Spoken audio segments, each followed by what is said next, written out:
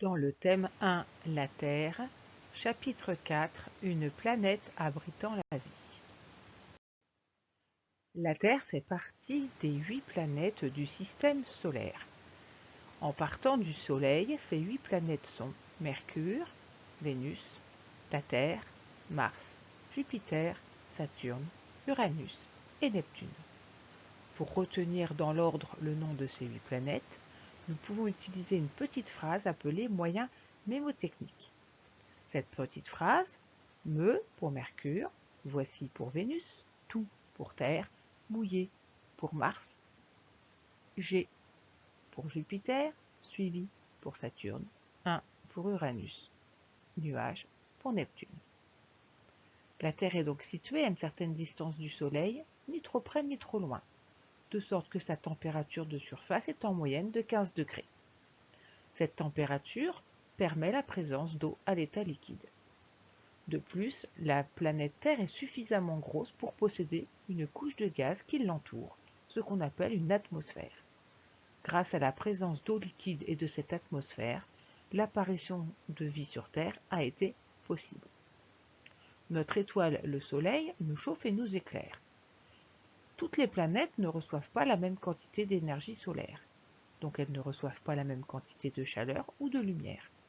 Nous avons donc fait une hypothèse. Nous nous sommes dit, plus la planète est éloignée du Soleil, et moins elle doit recevoir de lumière, plus il y fait sombre. Nous avons donc imaginé un dispositif expérimental, et nous l'avons testé. Et effectivement, plus les planètes sont éloignées, plus il y fait sombre, et même plus il y fait froid. La Terre s'est formée il y a 4,5 milliards d'années. On dit aussi 4,5 giga-années. La vie est apparue sur Terre il y a seulement 3,7 milliards d'années. Les premières formes de vie étaient des bactéries ou cyanobactéries, nous les avons d'ailleurs regardées au microscope, qui ont produit du dioxygène. Petit à petit, ce dioxygène, présent dans l'eau puis dans l'air, a aussi permis la formation d'une couche appelée couche d'ozone. Cette couche d'ozone a permis le développement de la vie hors de l'eau. On s'est posé la question pour Mars.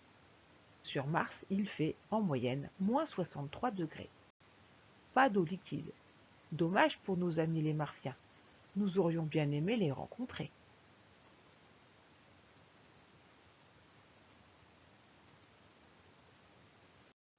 Qu'est-ce qu'un objet technique?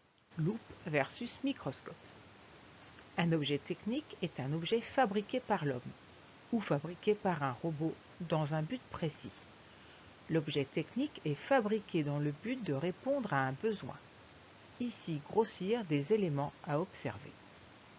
Pour grossir les éléments, ces deux objets possèdent un objectif qui s'appelle l'oculaire. C'est l'objectif où on positionne son œil. Il grossit 10 fois.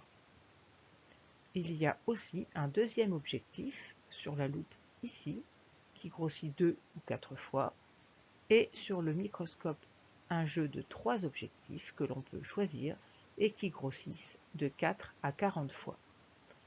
La loupe grossit donc 20 ou 40 fois, le microscope de 40 à 400. Ce sont deux objets techniques. La Terre a une température moyenne de 15 degrés. Depuis quelque temps, cette température a tendance à augmenter. On parle de changement climatique récent ou de réchauffement climatique global. Le principal moteur de ce changement climatique est l'effet de serre. L'effet de serre est dû à certains gaz de l'atmosphère. Aujourd'hui, ce réchauffement climatique est en fait surtout dû aux hommes, à l'industrie, au transport, aux élevages intensifs, au chauffage des bâtiments. Ce réchauffement climatique détruit petit à petit les écosystèmes. Il est donc important de réduire nos consommations et la pollution. Les conséquences du changement ou réchauffement climatique actuel sont nombreuses. Parmi ces conséquences, nous observons de grandes modifications dans les écosystèmes avec la disparition ou la mise en danger de certaines espèces, comme l'ours blanc, et aussi apparition de risques pour l'homme, par exemple les tornades, les inondations, la famine, de nouvelles maladies.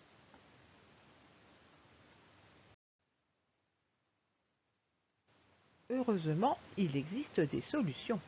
Chacun d'entre nous peut retenir quelques-unes de ces solutions. Par exemple, privilégier les transports moins polluants comme le vélo, les transports en commun, le covoiturage. Manger moins de viande, plus de légumes et consommer local et de saison. Réduire ses déchets et les trier. Économiser l'eau. Réduire sa consommation d'électricité et son chauffage. Vive les éco-gestes!